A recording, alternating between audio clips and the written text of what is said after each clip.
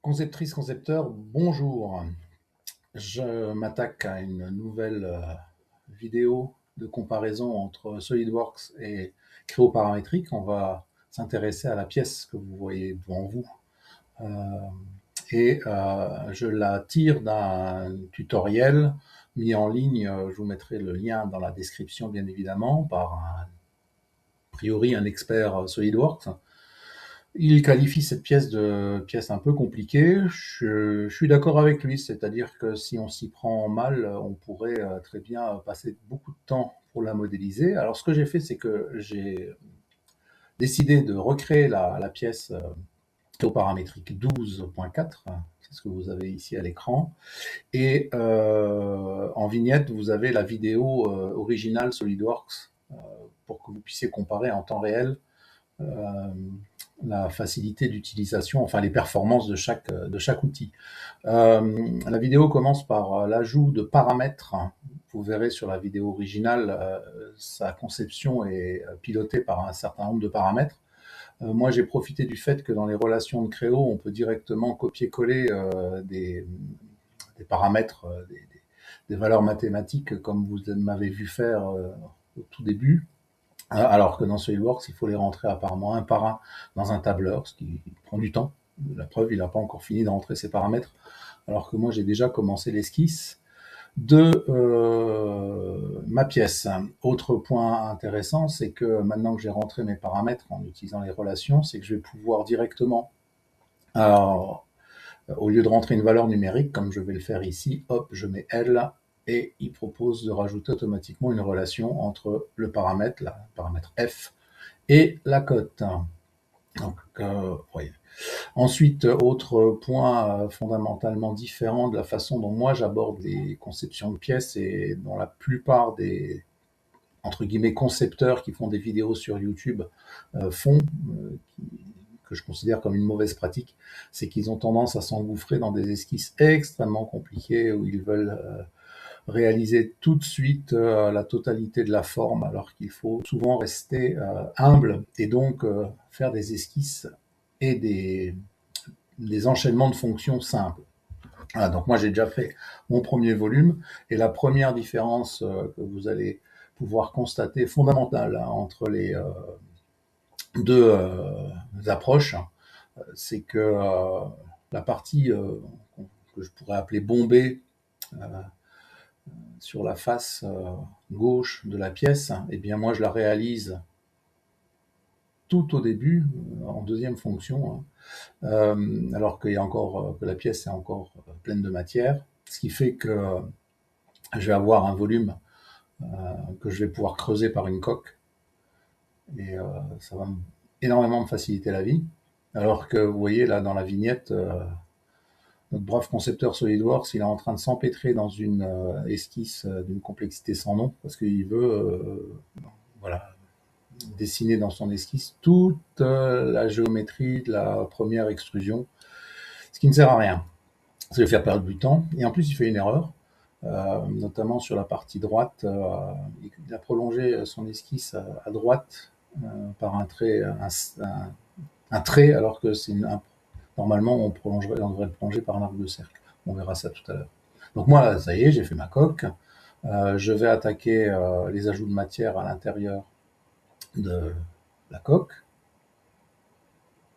Vous voyez que dans l'esquisse de Creo, on a des contraintes qui se mettent automatiquement, la cotation est automatique, il est capable de détecter facilement des égalités de longueur, voilà, donc là on va aller jusqu'à suivant, ça me remplit les espaces vides, c'est parfait. Ensuite, on va directement attaquer les plots de fixation. Alors je vais préparer d'abord une petite esquisse, de manière à positionner les centres de ces plots.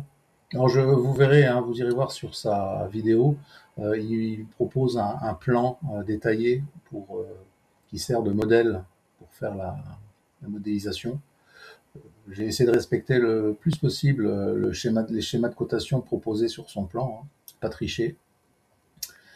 Et c'est pour ça que je réalise cette esquisse avec un code de diamètre, ici, diamètre 40. Oui, il est toujours pas de sortie de sa première esquisse, hein, notre ami là. Il est en train de se battre avec la module de cotation de SolidWorks qui m'a l'air d'être bien, bien, bien complexe. Et il s'y prend. Voilà. Enfin, je sais pas comment il s'y prend, mais en tout cas, il patauge. Il patauge. Mais c'est encore une. C'est à la fois lié à SolidWorks et c'est à la fois lié à son. Est-ce que c'est son nombre d'expérience? Il fait quand même des vidéos sur YouTube pour montrer qu'il est un, un expert CAO, mais là, franchement, il se perd dans son esquisse. Quand vous faites des vidéos, essayez de bosser votre sujet avant de vous lancer dans ces exemples. Vous passez pour, après, tu passes pour un plouc lorsque tu patauges comme ça. C'est un peu comme lorsque tu veux jouer un morceau de musique. D'abord, tu fais tes gammes, ensuite, tu apprends la partition, et puis tu la joues, tu la rejoues jusqu'à ce que. Et tu l'apprends par cœur avant de la montrer. Ils font pas ça. Ils y vont la fleur au fusil et ils se prennent les pieds dans le tapis. En plus, voilà, il faut le perçage, les découpes du perçage directement dans son esquisse. Ce ne sont pas des bonnes pratiques. Voilà, moi pendant ce temps-là, je suis en train de terminer mon premier plot de fixation en utilisant bien évidemment tous les avantages de la création des plans créés à la volée. Là, je fais un groupe, je groupe toutes mes fonctions pour en faire une répétition et hop, sur mon esquisse, terminé, c'est fait. Voilà, j'ai fait euh, les quatre emplacements de fixation. Maintenant, je vais continuer d'autres fonctions, voilà, les découpes du haut. Oui, il s'empêtre dans une esquisse très compliquée, alors que de toute manière, il y a des découpes que l'on est obligé de faire après coup. Donc ça sert à rien d'essayer d'en faire le plus possible dans la première esquisse. C'est vraiment totalement contre-productif. Voilà, il y a un petit segment qui me résiste. Je le dégage, là c'est pareil, je rentre D, c'est un paramètre que j'ai rentré tout à l'heure, donc il prend la valeur du paramètre. On va faire pareil pour la profondeur d'extrusion, donc on fait une découpe. La profondeur d'extrusion, on met des deux côtés, symétrique, et là, au lieu de rentrer une valeur, on met le paramètre A. Il propose d'ajouter une relation, et c'est fait. Notre ami n'a toujours pas terminé son esquisse. Et ça fait combien de temps que ça joue 7 minutes. Il n'a toujours pas fini. Alors que moi, j'ai quasiment fini la pièce. Et la découpe en porte cochère, je la fais maintenant. Alors, j'ai loupé une coïncidence au moment de l'esquisse, c'est pas grave. On a juste les esquisses ouvertes le plus possible en Créo. Schéma de cotation très simple à réaliser. Il y a très peu de cotes. Il n'y en a que deux en fait dans ce cas-là. Ah, ça y est, il a réussi à faire ses premières matières. Et vous voyez, comme il a commencé par faire son arche dès le départ, eh bien, pour faire sa coque, il va être embêté parce que il va devoir aller sélectionner ses différentes faces. Et il va en plus sélectionner les deux faces là. Ça ne sert à rien. D'ailleurs, en ayant fait cela, je pense que ça a créé c'est ce qui explique qu'il y a une petite différence dans la superficie de la face bleue qui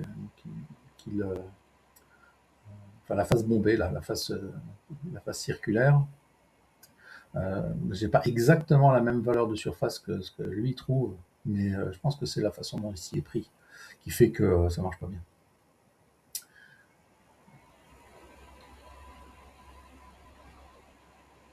C'est pareil, la façon dont il rajoute la matière à l'intérieur de sa pièce, il doit s'y reprendre à deux fois. C'est-à-dire, il fait un premier ajout, ensuite il va faire une symétrie, je pense, un miroir par rapport à son plan, voilà, plan médian. Ok, laborieux, laborieux. Et Là où ça va être aussi très laborieux, c'est quand il va justement essayer de recréer la, la face cylindrique. Quant à moi, je suis en train de terminer la pièce. Alors, justement, là, vous allez voir que sur la partie droite, je vous disais que lui, il l'a prolongé par un segment de droite, mais en fait, quand on regarde bien son plan, c'est son plan, hein, c'est pas le mien, eh bien, il n'y a pas de rupture de surface à l'intersection de cette partie-là et puis la surface existante, ce qui veut dire que c'est bien un arc de cercle qui prolongeait pas un segment de droite. Bon, on va mettre tout ça à jour. J'ai prévu un point au centre pour me faire un trait d'axe directement. Hop. Et vous voyez, en faisant des esquisses, de petites esquisses simples, eh ben, on gagne du temps. Parce que c'est plus facile à gérer. Allez, je vais jusqu'aux différentes surfaces. Voilà. Comme j'ai prévu l'axe dans mon extrusion, je vais m'en servir pour faire un perçage coaxial. Il y a des fonctions de perçage, donc autant les utiliser.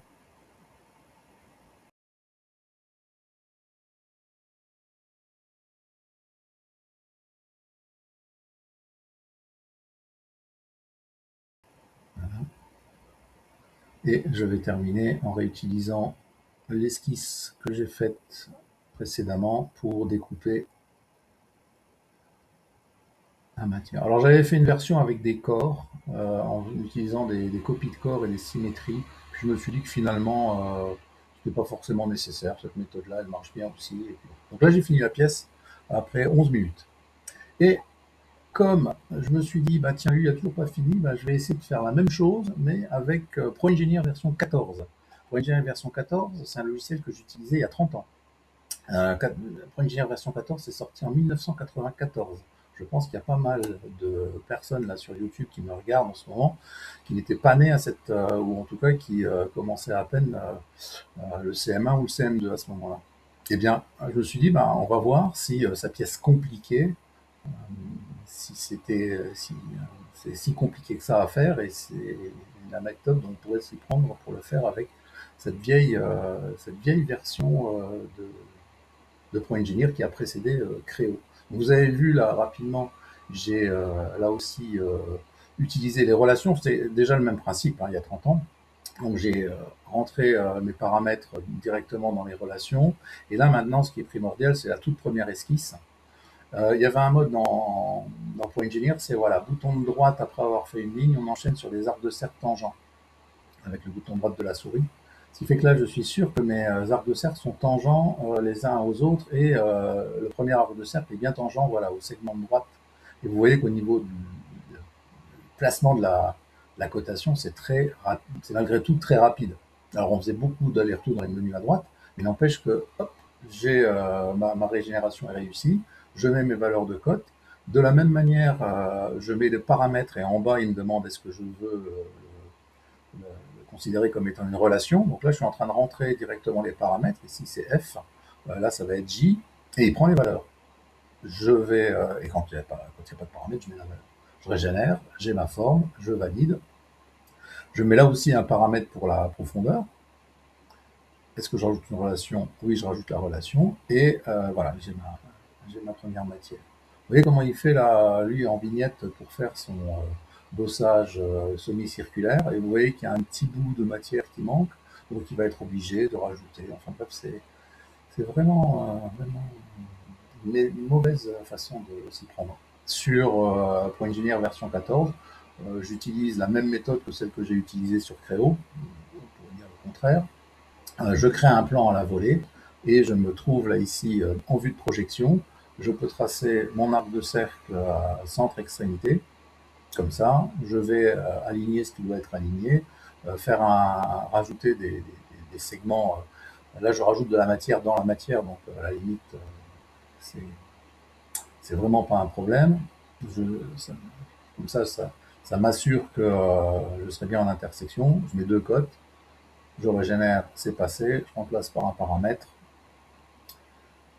je mets la valeur de cote et vous pourrez comparer. Moi, je vais directement jusqu'à la surface. J'ai sélectionné ça comme option démarrage, et hop, l'affaire est dite. Je vais faire ma coque, c'est fait. Ensuite, ce que je fais, c'est que là, je vais modifier la cote de la coque que j'ai réalisée. On m'a mis une valeur au hasard. Et là, moi, je mets mon paramètre T et je mets la relation et c'est passé. Et ainsi de suite. Avec la version 14, donc PointEngineer version 14, on déroulait les menus les uns après les autres et on choisissait toutes les options avant de réaliser la fonction. Voilà, il fallait un peu anticiper ce qu'on allait faire, mais finalement, on s'en sortait pas trop mal. Hop, voilà. Là, je prépare mes deux ajouts de matière. J'utilise les arêtes. Alors, j'utilise, excusez-moi, le contour de la pièce, puis j'esquisse alors une ligne centre pour gérer une symétrie, deux segments de droite. Alors, la fonction rectangle manquait un peu à l'époque, ça c'est sûr. Maintenant qu'elle existe sur les autres, sur les versions plus modernes, c'est quand même bien plus pratique. Là, je suis obligé de faire des ajustements, des intersections. C'est un petit peu plus long, mais voilà, j'ai ma cote, les deux côtés sont symétriques. Je valide et j'ai ma matière. On voit les deux ajouts de matière à l'intérieur de la coque. On va en profiter donc là pour mettre une relation sur la hauteur. C'était aussi un paramètre. Voilà, c'est rectifié. Et on va maintenant s'occuper des plots de fixation de la pièce.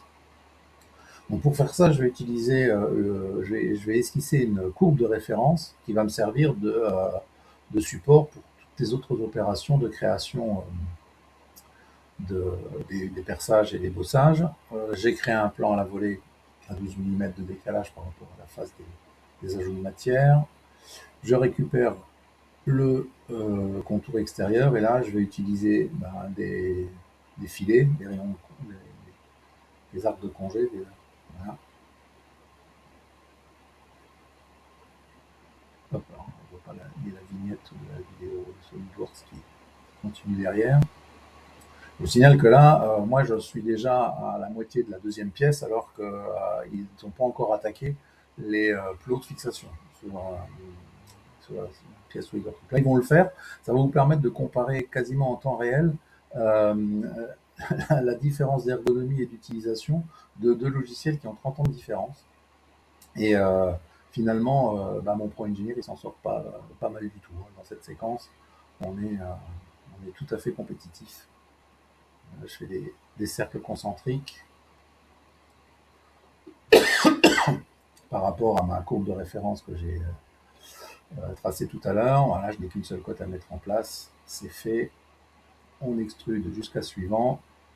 Voilà. Et maintenant, on va enchaîner sur les découpes. Les perçages, mais que je fais sous forme de découpe.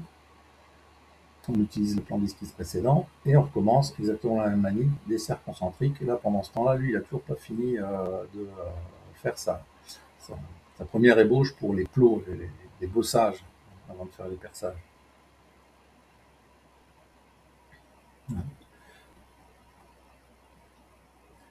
Donc l'ergonomie d'un logiciel ne fait pas tout. Les méthodes que l'on utilise pour arriver à ces fins sont primordiales pour être efficace. Les perçages sont terminés. Maintenant, on va faire la dernière chose, c'est les perçages diamètre 16. Pour ça, on crée un plan à la volée, décalé par rapport, voilà, à la face de mes plots de fixation. Pour l'instant, je n'ai pas de valeur, je clique au hasard. On y va, rebelote. On utilise toujours la même méthode, des cercles concentriques.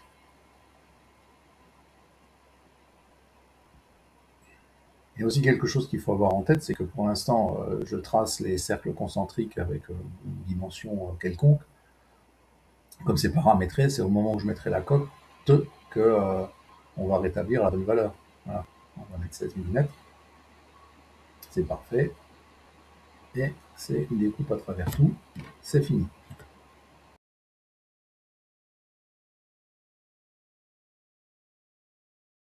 Et là, je mets une relation avec le paramètre C pour que la base du perçage soit à la bonne dimension, telle que spécifiée dans le plan. On va continuer avec la découpe centrale, voilà, la découpe du haut, cercle concentrique, boum, c'est fait, une ligne qui un point tangent, c'est pas mal aussi, on part d'un point, on est forcément tangent au cercle, donc là on va faire des intersections pour ajuster notre esquisse. Ensuite, cotation, là je force, je mets une cote d'angle pour le moment, on aligne l'extrémité avec le segment. Je mets une cote d'angle pour la passer à 90 degrés. Là, je mets le paramètre D, je régénère, et après la régénération, je peux dégager la cote de 90, il va comprendre qu'il y a une perpendicularité. Voilà, j'ai mis la valeur A comme paramètre pour la profondeur de découpe, c'est fait. On a encore une petite découpe à réaliser.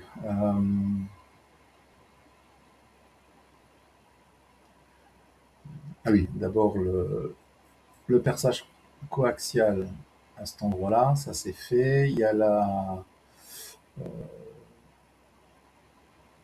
découpe en arche qu'il va falloir faire. Voilà, c'est ce que je vais faire maintenant. Hop, un cercle. Et ça ne servait à rien de la faire dans la première esquisse. On a bien le temps, on a bien le temps de s'en occuper. Les intersections. On découpe les parties dont on n'a plus besoin. On met ça, on aligne ce qu'il faut aligner. Hein, c'est la coïncidence. Comme ça. Et on met ces dimensions. Là, une cote en tangence et la cote de largeur. Donc là, ça y est, lui, il a fini en haut. Hein, il met ses couleurs, etc. Et c'est cette surface bleue qu'il va mesurer. Et moi, je me suis aperçu qu'il y a quelques centièmes de différence euh, au niveau de la surface de cette face-là par rapport à ce que moi j'obtiens en créo. Lui, il a 0,42 mm², je crois, sur cette surface, et moi j'ai 0,52. Mais il a dû bricoler, lui, pour la réaliser, alors que moi, je n'ai pas eu besoin de bricoler.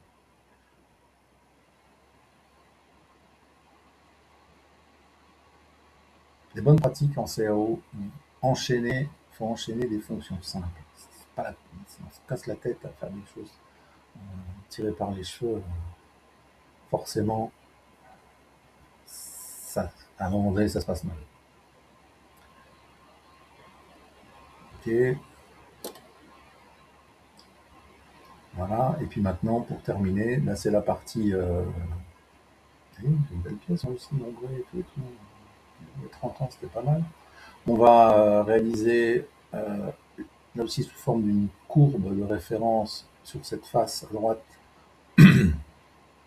Vous avez vu, j'ai fait la même chose, hein, sur la pièce avec le créo paramétrique, c'est-à-dire que un trait d'axe, ensuite des rectangles. Ces rectangles, à l'époque, hein, on se les faisait avec contraste 4 lignes. Hein. Là, je fais un demi-rectangle, je ne trace que 3 lignes. On va aligner ce qui doit être aligné pour s'appuyer sur la géométrie existante. Ensuite, on met un schéma de cotation nécessaire et suffisant. Ça va bien aussi. Hein. De toute façon, dans SolidWorks, ils sont obligés de tout côté aussi. Hein. Donc là-dessus, il n'y a pas trop de différence.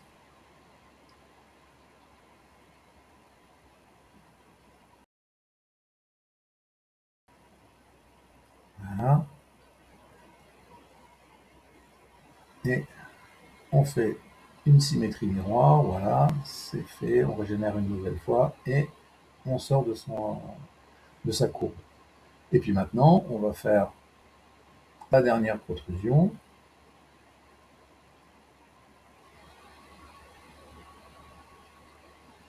Donc là, le gars avec sa pièce sur SolidWorks, il joue là, il met des couleurs.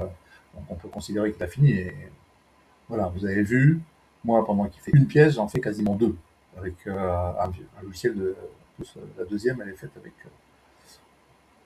un outil qu'on n'utilise plus depuis un bon bout de temps. Voilà, on termine. Vous voyez, le fait d'utiliser le mode esquisse de Pro Engineer de l'époque, avec le bouton de droite de la souris, on enchaîne sur des arcs tangents, et ça c'est bien pratique, parce que là ça me permet de passer mon esquisse, alors qu'autrement c'est beaucoup plus compliqué. Alors je ferme volontairement l'esquisse, on aligne, on va mettre une cote, et puis pour des questions de facilité, je vais, contrairement à ce que j'ai dit jusqu'à présent, je vais faire la découpe, enfin je vais tracer le perçage directement dans l'esquisse. Je, je m'octroie cette petite facilité. Et on va faire une dernière découpe. On va réutiliser le plan d'esquisse qui avait servi à créer les trois rectangles là. Voilà. Et on va venir réutiliser hop, voilà, tac, comme ça en 3D les contours de la courbe de référence. Tac, tac, voilà, c'est fait, on régénère, on quitte l'esquisse, on enlève l'intérieur et voilà, c'est terminé. J'ai et j'occulte la couche qui contient les courbes. Voilà. Et j'ai terminé ma pièce. Euh, j'ai mis à peu près, voilà, là, pour faire cette pièce-là avec Pro Engineer version 14, j'ai mis 15 minutes. Allez, faites votre avis. Je vous souhaite une bonne continuation et à bientôt sur ma chaîne.